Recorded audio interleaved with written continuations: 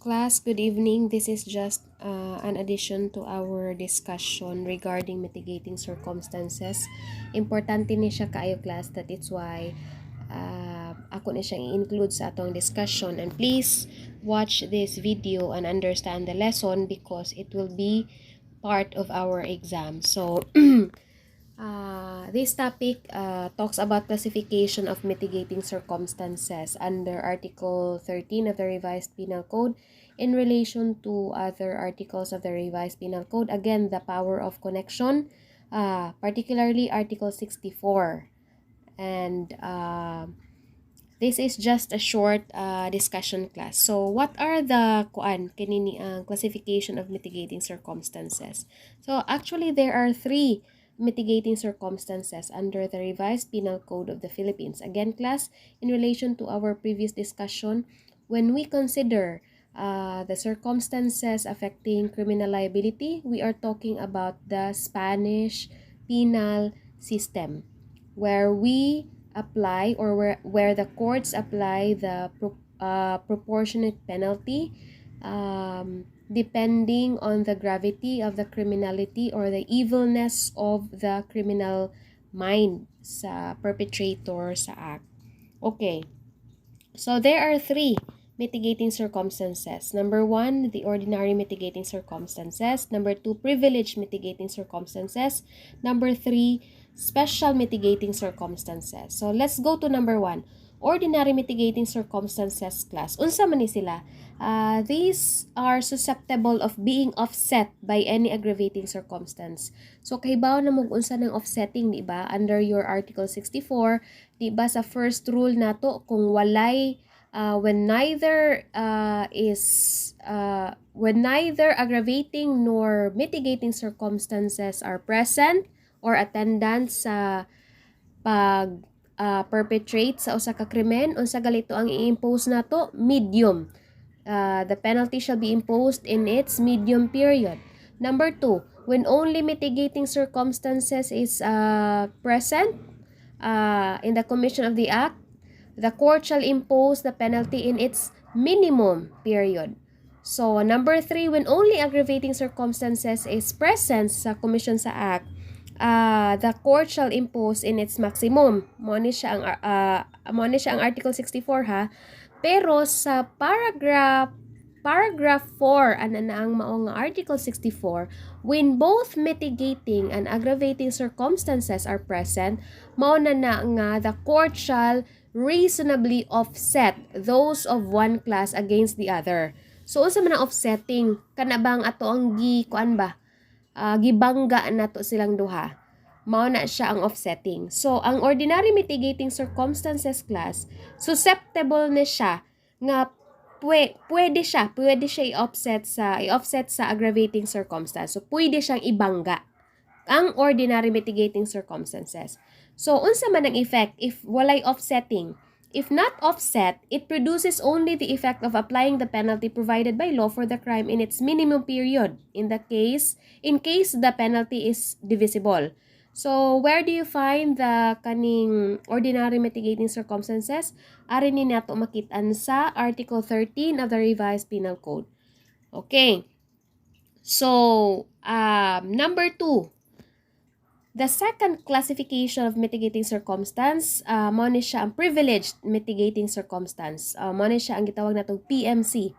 Unsa man ang epekto ani ni ang mga PMC? It cannot be offset by any aggravating circumstances. So, kung imo siyang i-relate sa Article 64, class, sa katong paragraph 4 nga kung naay ako noy mitigating circumstance o aggravating circumstance, imo siyang i-offset. Kanin ni siyang PMC, class, dili ni siya mao ang gi-refer adto nga maong article. Kay dili ka ka-offset aning privilege mitigating sa aggravating circumstance. Meaning dili ta pwedeng ibangga. Dili na to pwede ibangga ni silang duha. Unsa man ang effect ani niya kung naay present present ni privilege mitigating circumstance sa pag-commit sa krimen. It produces the effect of imposing upon the offender the penalty lower by 1 degree or 2 degrees than that provided by law for the crime. So, in contrast ba sa ato ang ordinary mitigating circumstance, kung imo siyang tan-awon ang OMC or ordinary mitigating circumstance, ang effect ra niya class is it lowers the penalty into its minimum period. Mao na siya kalahian sa privileged mitigating because dili lang ang period ang iyahang gilower, degree mismo ang iyahang gilower. So kung maghisgot ta og reclusion temporal nga penalty, dapat ang iyahang 1 degree lower is kadto nang sa prisyon mayor. So ingana na siya class ang effect sa degree sa privilege mitigating circumstance, degree ang ato ang i-lower. So, in relation to Article 69 of the Revised Penal Code, which refers to the penalty to be imposed when the crime committed is not wholly excusable,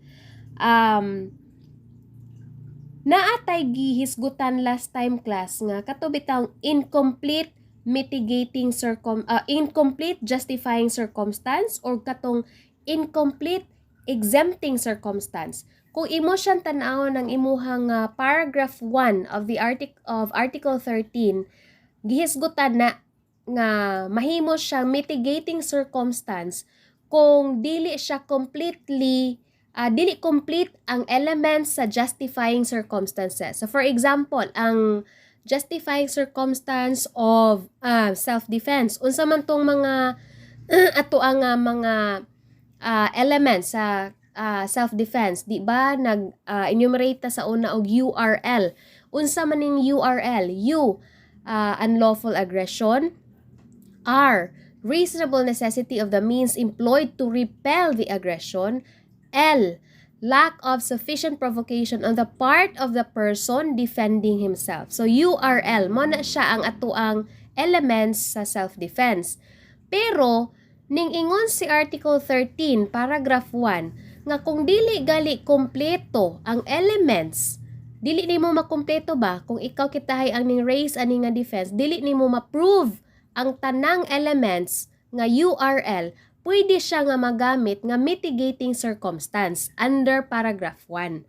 However, ning ingon si Article 69, nga kung majority gali ana nga mga elements are present pero dili siya wholly excusable kay wala nimo makompleto pero majority of the elements are present, ang effect ana class is mahimo siya nga privilege mitigating circumstances.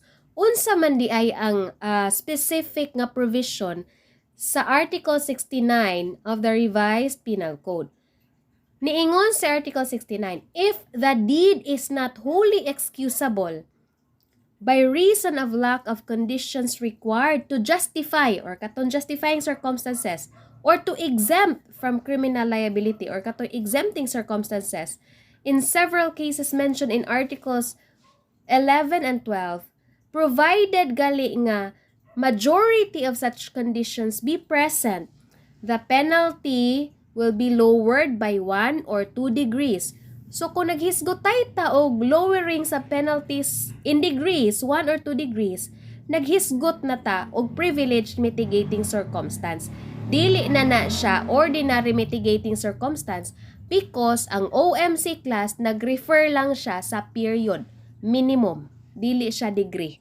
Okay, so third, unsa man ang third nga classification sa mitigating circumstances?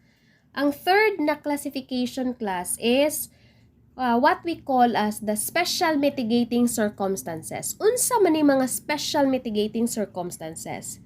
As a general rule class, Article 13, nag-enumerate man si Article 13 no, sa tanang mga ordinary mitigating circumstances kani sa OMC.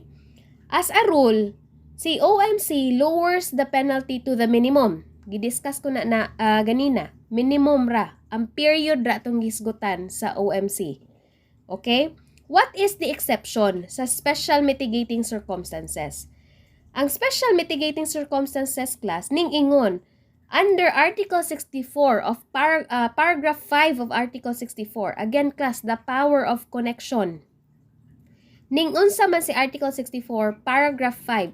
You need to refer to the provision ha. Inyo donation tan-awon sa internet. Basahon mismo ninyong Article 64, paragraph 5. Unsa man ang giingon sa balaod.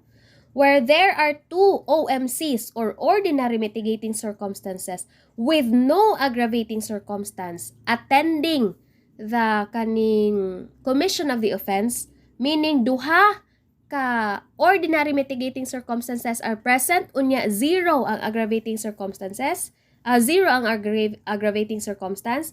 Article 64, paragraph 5 allows the penalty to be lowered by 1 degree. Okay? So, degree atong gihisgutan. So, in effect, class, mahog siya nga, mura siyang effect o privilege mitigating degree ang atong gihisgutan, atong gididak. Pero, special mitigating circumstance ang tawag ani sa balaod class. Tungod kay, duha man siya ka ordinary mitigating circumstances nga nagkuyog sa pag-attend sa pag-commit sa mao nga krimen, unya walay present nga aggravating circumstance. Okay? So, to summarize class, we have the ordinary mitigating circumstances. That's Article 13 of the Revised Penal Code. It lowers the penalty to the minimum period. Second, the privilege mitigating circumstances. Mao ni siya, ang effect ana is mo lower siya in degree. So, 1 or 2 degrees lower. So, this is in relation to your Article 69 of the Revised Penal Code. I-connect nimo siya sa Article 13 of Article 13 paragraph 1 of the Revised Penal Code. Okay? So, unsa man ang next? Special mitigating circumstances. So, sa special mitigating circumstances class, mura ra na siya duha ka nagkuyag ng ordinary mitigating circumstances under Article 13. However, in relation to Article 64, paragraph 5 of the Revised Penal Code, niingon si law nga, kung two ordinary mitigating circumstances gali ang magkuyog, unya walay aggravating circumstance sa pag-commit sa krimen, i-lower siya by 1 degree.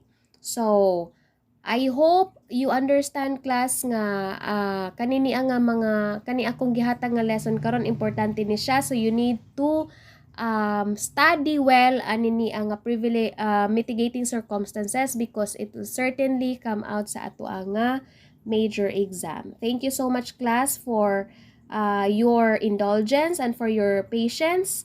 I hope you learn from this discussion.